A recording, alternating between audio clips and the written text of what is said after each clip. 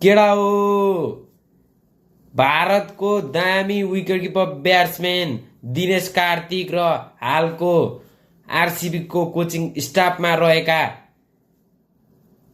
Coach Dinesh कार्तिकले Nepali खेलाडी दिपेन्द्र सिंह ऐरी यानि कि मेरो फेभरेट खेलाडीको निकै प्रशंसा गरे।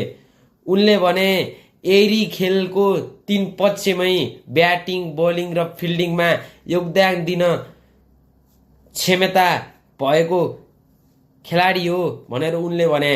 उनले भने उनलाई एक अद्भुत खेलाडीको रूपमा मैले देख्छु भनेर उनले भने। तिमीहरू होइन केटा हो उसले मुङ्गाली विरुद्ध ह्यानत्यान विरुद्ध हान्छ ठुलो नेसन विरुद्ध हान्दैन भनेर एउटा मेरै भाइ छ कि त्यसले भन्थ्यो।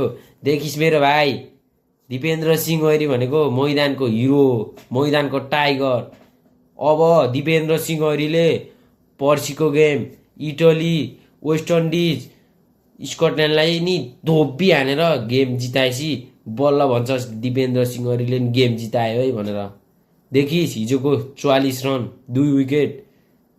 सम्झी जय नेपाल।